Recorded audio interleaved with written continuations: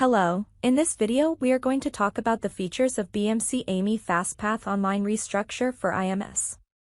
So, what exactly is BMC AMI FastPath Online Restructure for IMS? To answer that question, it's important to understand how structural changes to a database is done traditionally.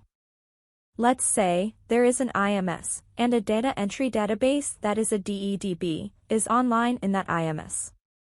To make structural changes to this database, we need to first take it offline. Now the database is offline, that means that the applications accessing this database are now having an outage. You make the structural changes to this database now. And then you bring it online again. Now with this approach, your database was offline for the major part of this process. BMC AMI FastPath Online Restructure can help here to better this process. But how? The BMC AMI FastPath Online Restructure product sets up an environment that fosters the utilization of FastPath databases benefits, while avoiding the downtime, typically linked with conventional batch maintenance procedures. It allows you to change the structure of a FastPath database while it's online to the IBM IMS system. Let's see what changes you can do with BMC AMI FastPath Online Restructure for IMS product. Add and remove areas in a DEDB. You can resize the DEDB areas. Perform randomizer changes. Add, change or remove a compression exit routine. Add an S-step segment. Add segments at the end of a hierarchical path. Modify length of a variable length segment. Modify the segment content. And a very important use can be to implement pervasive encryption in your database. And all this while having your database online most of the time. The BMC AMI FastPath Online Restructure is a three-step process: prepare, shadow init, and restructure. The first step is to run the prepare functionality. The prepare function reads the online database old application control block, that is the old ACB, from the IMS, and the new application control block, which should be provided via new ACB input DD statement. The prepare function compares the database definitions between the new ACB lib and the IMS.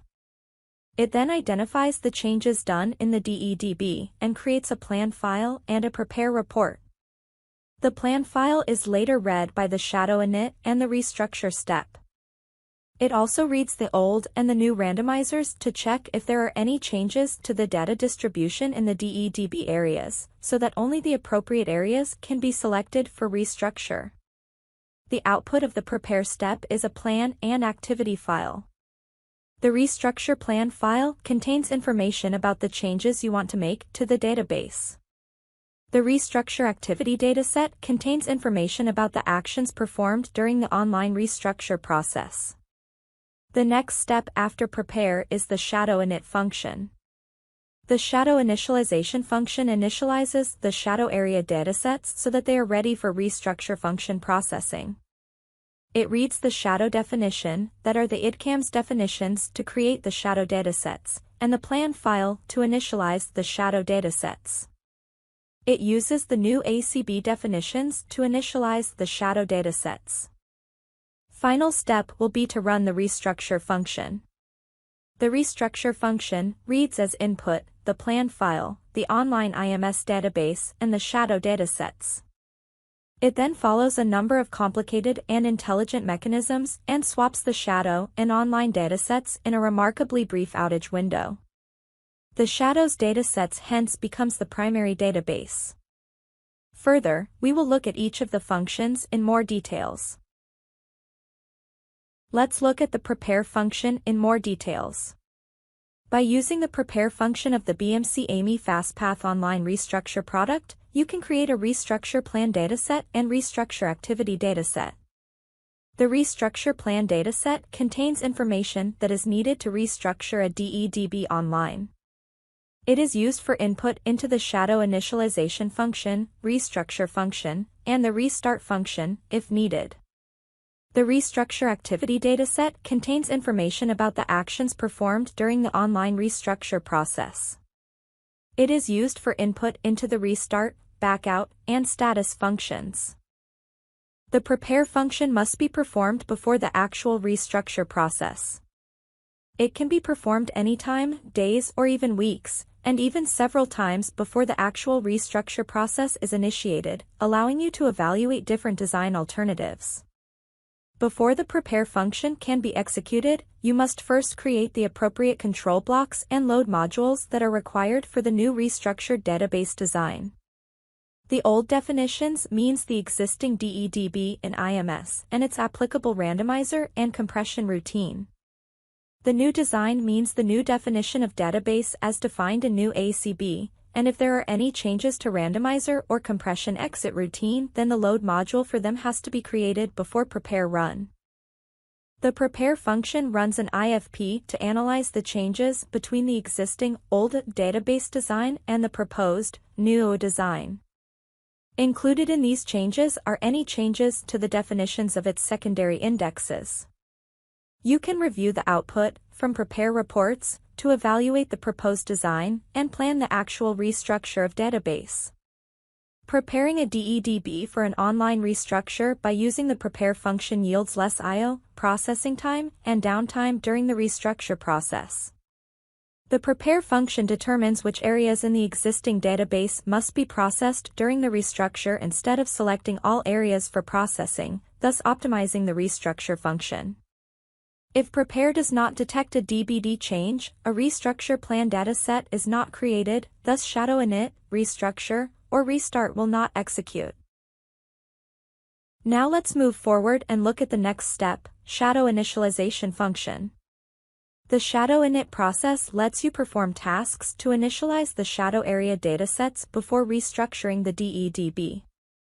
After the prepare function is completed, to create the restructure plan dataset, you use the shadow initialization function to initialize the primary shadow area datasets. Remember, the shadow area datasets will become the active area datasets after restructure process completes. This was about the primary shadow area datasets. There can also be a secondary shadow area dataset which also need to be initialized during the shadow init process. This secondary shadow dataset is a copy of the primary shadow area dataset, which can be used for backup and recovery purposes. The shadow init command can accept input from the new ACB and from the restructure plan dataset that is created by the prepare command. The output from the shadow init command is a vSAM cluster of area datasets and the restructure activity dataset that will be used during restructure processing. Now comes the last step of this process, the restructure function. By now we understand that BMC AMI FastPath Online Restructure product can help you change the structure of a DEDB while it is online to IMS. The restructure function runs in 3 phases as shown in the diagram. The pre-processing phase run the BMC pause command to attain a quiesce point so that the application updates can be captured from that point. These captured updates will be applied in the shadow datasets to keep them in sync with the primary or the original area datasets.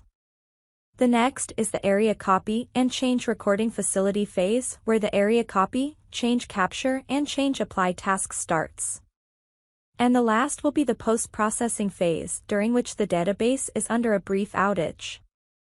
In this phase, the database is DBR'd, the database area datasets are swapped with shadow area datasets, the control blocks are refreshed in IMS, and the database is started. Let's see this in a little more details. The restructure plan dataset, created by the prepare function, is used as input into the restructure function. The restructure function creates new, shadow area datasets that are modified to match the new database definition parameters, and contains the up-to-the-minute production application data. During restructure processing, all restructured areas in the original database are copied to the target areas in the shadow database. This happens during area copy process. Let's talk about the area copy process. The area copy task copies all data from the original area datasets to the shadow area datasets. It initiates an IFP task for each area to be restructured. Multiple IFP tasks can be performed in parallel, depending on the available IMS resources. Since the database is online, applications are constantly sending updates. The change capture task captures all application changes that are made to the online area datasets, so that they can be applied to the shadow area datasets via change apply task. Both change capture and change apply task end during post-processing phase, after all segments from primary database is copied to shadow datasets. The change capture and apply task ensure that shadow datasets are in sync with primary database. Now at this point we move into the final phase of restructure, that is the post-processing phase. By this time the area copy task completes. The post-processing task runs in this phase. It issues a DBR command to take the areas to be restructured offline. Since the database is now momentarily offline, the application updates stop and the change capture task stops recording updates. Now the remaining application updates are applied on the shadow dataset and the change capture and apply task end. This is when the DBRC command change.ads is executed to mark the restructured area unavailable. The next thing is to perform the area dataset renaming and swapping process. The area dataset swapping works like this. If the primary area dataset name, that is the vSAM cluster name of your main database, is x.y.z, then rename it to x.y.z.o. Then we rename shadow dataset. If the shadow dataset name is x.y.z.sh, rename it to x.y.z. Thus, your primary area dataset name becomes old area name and shadow becomes primary. The only task that remains now is to refresh the IMS control blocks and start the database. BMC AMI FastPath Online Restructure has a very good handshake with BMC Delta and Change Manager for IMS TM, which can be used here to refresh the control blocks in IMS without having a need to early terminate your restructure function. The last step is to update control blocks in your IMS control region by using the Delta IMS interface. Then issue a start command. This completes your post-processing and also the restructure function. Using restructure helps you attain DEDB changes by having minimum downtime, limited to only post-processing phase where area datasets are renamed.